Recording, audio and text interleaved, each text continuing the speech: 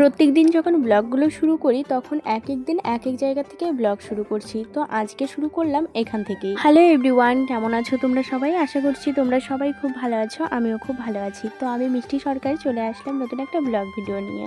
আসলে কি বলতো, কিছুদিন যদি এক জায়গায় অ্যাক্টিভ থাকা না যায় না, আস্তে আস্তে সত্যি কথা বলতে সেই জায়গায় রিচগুলোও যেমন ডাউন হয়ে যায়, মানে সবখান থেকেই নিজের একটা যে অস্তিত্ব সেটাও মনে হয় আস্তে আস্তে বিলুপ্ত হতে শুরু করে।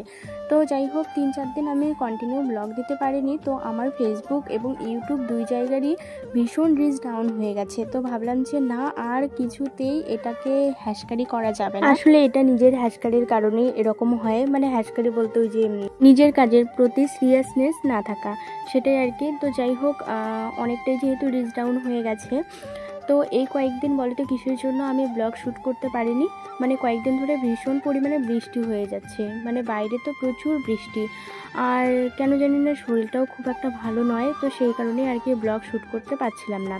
মাঝখানে একদিন আমার ননদ এসেছিল, মানে ওই যে ভাদ্র মাস উপলক্ষে মামা ভাত খাওয়াতে হয় ভাগনা ভাগ্নিদের, তো ভাগনা ভাগ্নিদের নিমন্ত্রণ করে খাইয়েছিলাম। তো সেই সমস্ত ব্লগ করেছি, কিন্তু এডিট করার কারণে আমি কিছুতেই পোস্ট করতে পারছি না। মানে এরকম একটা পরিস্থিতি চলে এসেছে যে এডিট যে করব, পাশের থেকে গান বাজছে বা অনেক জোরে সাউন্ড কথা হচ্ছে, মানে এরকম কিছুর জন্য আর কি আমি যে সময়গুলো এডিট করি ভিডিও, সেই সময়গুলো আমি ঠিকমতো ভিডিও এডিট করতে পারছি না। মানে যে সময়টা আমি ভিডিও এডিট করি সেই সময়টা দেখা যাচ্ছে পাশের বাড়িতে অনেক চিৎকার চেঁচামেচি হচ্ছে বা অনেক জোরে সাউন্ড দিয়ে গান হচ্ছে। তো সেগুলো তো আমি কিছুতেই বারণ করতে পারবো না। তো সেই কারণে আর কি আমি ভাবি যে ভিডিওগুলো পরে এডিট করব এরকম করতে করতে অনেক ভিডিওই আমার জমা হয়েছে। মানে ভিডিও করা নেই এরকমটা নয়, ভিডিও করা রয়েছে, মানে অনেক ভিডিও করা রয়েছে, কিন্তু ভিডিওগুলো সব জমা হয়ে আছে। আমি এই সময় বের করে এডিট করতে পারছি না। সময় হয় ঠিকই, ওই যে মানে পরিস্থিতি আশেপাশ এরকম একটা সিচুয়েশন যে আমি ভিডিওগুলো ভালোভাবে এডিট করতে পারছি না। আর তোমরাও হয়তো বিরক্ত বোধ করবে আমার ভিডিওর আশেপাশে থেকে নয়েজ আসলে, বা আমিও হচ্ছে গান বাজতে থাকলে আমি ভিডিও কিছুতেই এডিট করতে পারবো না বা পোস্ট করতে পারবো না, সেটাতে আমারও প্রবলেম দেখা দিবে। তো যাই হোক, আজকে একটু সময় পেলাম, তো ভাবলাম যে চলো ভিডিওগুলো এডিট করি।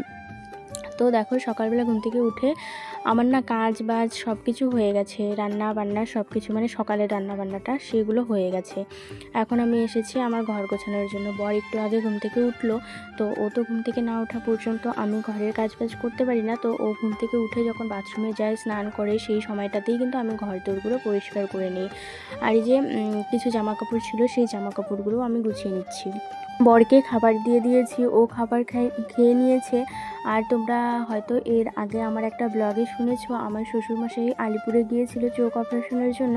তো আমার শ্বশুরমশাইয়ের চোখ অপারেশন হয়েছে, শ্বশুরমশাই আবার বাড়িতে চলে এসেছে। তো ওনার জন্যই এখানে আমি ছাতু আর মুড়ি ভালো করে জল দিয়ে মাখছি, এটা খেতে দেবো বাবাকে। তো সকালবেলা বাবা ওটাই খাবে, এদিকে আমি দুপুরে রান্নাবান্নার আয়োজন করতে থাকবো এখন। আর সকালবেলা জানো তো কী করেছিলাম? সকালের খাবারে আজকে ম্যাগি বানিয়েছিলাম, আর একটু ভাত ছিল, সেই ভাতটা ভেজে বরকে দিয়েছিলাম, ও ভাত খেয়েছে। সাথে তো চাটা ছিল, মানে আজকে অনেক সকাল সকাল উঠেছি, সেই কারণে অনেক কিছু খাওয়া দাওয়া হয়ে গেছে, সাথে রান্নাবান্নাও হয়েছে। তো বরমশাই এখন যাবে, তো বাবার খাবারটা প্যাকেট করে দিলাম।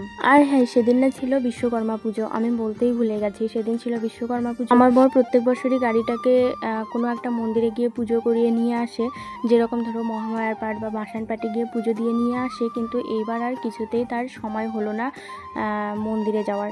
কারণ কি, তোমরা তো জানোই পুজো আর হাতে গোনা কয়েকটা দিনই বাকি। তো আমার বরের কাজের প্রেশারটা অনেক বেশি, তো সেই কারণে ও কিছুতেই আর মন্দিরে নিয়ে গিয়ে পুজো করাতে পারলো না। তো আমি বললাম ঠিক আছে, কোনো ব্যাপার না, তাহলে তুমি বাড়িতেই মালাটা বেঁধে একটু পুজো করে নাও। তো ও বাড়িতেই হচ্ছে গাড়ির মধ্যে পুজো করে। আর এদিকে আমি অর্ধেক রান্না বন্ধ করে, মানে রান্না বসিয়ে দিয়েছি, ভাত ঠাত করা হয়ে গেছে, অর্ধেক রান্না বন্ধ করে দিয়ে ওর সাথে বাইরে গিয়েছি। ওকে বললাম সব কিছু রেডি করে দিয়েছিলাম পুজো করার জন্য, নিয়ে যাও, ও একাই গিয়ে পুজো দিতে পারবে না। পরে আমি ওর সাথে গেলাম গ্যাস বন্ধ করে রেখে। তারপর এদিকে দেখো, সেদিন আমি রান্না করেছিলাম দুপুরবেলা কুমড়োর লাবড়া, মানে ওই যে পানি কুমড়ো যেটাকে বলে। আমি বাড়ির থেকে নিয়ে এসেছিলাম কুমড়োটা, ওই কুমড়োটা এখনও পর্যন্ত খাওয়া হয়নি। আজকে বাড়ি থেকে আসার আমার 1 মাসই হতে চললো। কুমড়োটা যাই হোক ভালোই ছিল, কাটা হয়েছে, ওটাই এখানে রান্না করছি। আর এই সাইডে কড়াইয়ের মধ্যে কি বসিয়ে দিয়েছি বলো তো, মানে ডাল বসাবো, যাতে করে আমার অল্প সময়ের মধ্যে তাড়াতাড়ি রান্নাবান্না হয়ে যায়। রান্নাবান্না করার পর আরও অনেক কাজ রয়েছে, সেই কারণে আমি তাড়াহুড়ো করছি। মানে তাড়াহুড়ো কি বলো, আজকে আমাদের ঘর ঝাড়াঝাড়ি করার কথা ছিল, ঘর ঝাড়াঝাড়ি তো করা হলো না, ঘরের টুকিটাকি কাজ করবো আর কি, ওই ঝাড়া মোছাই বলতে পারো, টুকিটাকি কাজ করবো রান্নাবান্না শেষ হওয়ার পর। যেরকম ধরো ঘরের কাজ বলতে এই জলের বোতল টোতলগুলো মাজা, তারপর অনেকগুলো কৌটা বয়াম ফাঁকা হয়েছে সেগুলো আর কি ধোয়া মাজা, ওগুলোই করব। তো সেই কারণে আমি রান্নাটা যদি আগে তাড়াতাড়ি কমপ্লিট করে নিতে পারি তাহলে ওই কাজগুলো কিন্তু আমি তাড়াতাড়ি করতে পারবো। তো সেই কারণেই আর কি রান্নাবান্নাগুলো তাড়াতাড়ি করছি। আর কি বলো তো, আমার একটা জিনিস কি হয় জানো তো, যদি ভিডিও অনেক দিন আগে শ্যুট করে থাকি তারপর যদি ভয়েস দিতে যাই আমি না ভুলে যাই, মানে সেদিন কি হয়েছিল না হয়েছিল তোমাদের সাথে যে গল্প করে শোনাবো সেই জিনিসটা আমার ঠিক মনে থাকে না। তো সেই কারণে আমি কিন্তু ভিডিও এডিট করলে বেশি সময় নিই না, কারণ আমি ভুলেই যাই ভিডিওগুলো কি করেছিলাম, মানে কি রান্না হয়েছে না হয়েছে। যেহেতু দেখো প্রত্যেক দিন এক এক রকম কাজবাজ থাকে, আমি মানে বুঝতে পারি না সেদিন আমি কি রান্না করেছি। তো ভিডিওটা আমি একবার রিপিট করে দেখে নিলাম, তারপর আমার মনে পড়লো যে সেদিন এটা রান্না করেছি। তো যাই হোক, সেদিন মুসুর ডাল করেছিলাম, সাথে কুমড়োর লাবড়া করেছি, তারপরে বাটা মাছ করেছিলাম। আর বিশ্বকর্মা পুজোর দিন যেহেতু একাদশী ছিল, তো আমার শাশুড়ি মা সেদিন একাদশী করেছিল। তো সেই কারণে আমি কিন্তু আর নিরামিষ রান্নার কোনো ঝামেলা রাখিনি, আজকে সব কিছুই আমিষ করেছি। শাশুড়ি মা তো খাবেই না, তো এটা আবার শস্য বাটা দিয়ে বাটা মাছটা করব। আর এই রান্নাবান্নার কাজ শেষ হয়ে গেলে আমি তো প্রত্যেক দিনই জানো ভালো করে গ্যাস ডিপ ক্লিন করে নিই। তো আমার গ্যাস ডিপ ক্লিন করা হয়ে গেলে তারপর আমি আবার কলপাড়ে যাব, কলপাড়ের সমস্ত কাজ করব। জানো তো সব কিছু ভিজিয়ে রেখেছি, মানে জলের বোতলের ভিতরে সাপ ঢুকিয়ে রেখেছি। আমি কিন্তু শুধু রান্না করার টাইমে রান্না করতে পারি না, রান্নার পাশাপাশি কিন্তু বাইরেও আমি কাজবাজ করতে থাকি, মানে একটু একটু করে ঢাকা দেই, গ্যাস কমিয়ে দিয়ে বাইরের কাজবাজগুলোও করি। তো দেখো, ও হ্যাঁ, সাথে কিন্তু পটলও ভেজেছিলাম। ওই যে আমি তোমাদের একটু আগে বললাম না, আমি হচ্ছে বেশি দেরি করে ব্লগ ভিডিও এডিট করলে আমি ভুলে যাই কী রান্নাবান্না হয়েছে, কী হয়েছে সেদিন। তো সেটাই হয়েছে, দেখো সেদিন হচ্ছে পটল ভাজাও করেছিলাম, সেটা ভুলে গেছি। পটলগুলো লম্বা লম্বা করে ভাজিনি, সেদিন একটু মানে চিকন করে ভেজেছি, কারণ পটলগুলো না বাড়তি হয়ে গেছে, পেকে গেছে পটলের বিচিটা। তো আমার সমস্ত কাজবাজ শেষ বাইরের, আর আমি এখনও পর্যন্ত ভাত খাইনি। তো গতকালকে আমাদের ছাতু নেওয়া হয়েছিল, তো মা বলেছিল ছাতুটা খেয়ে দেখো তো কেমন লাগে। তো আমি এদিকে সব কাজবাজ করে স্নান করে ফ্রেশ হয়ে ঘরে এসে আমি এবার ছাতু আর মুড়ি খাচ্ছি। ছাতু মুড়ি খেতে কিন্তু বেশ ভালো লাগে, আমার তো ভালোই লাগে। তো যাই হোক, এটাই ছিল সেদিনের একটা ব্লগ, কেমন লাগলো জানিও।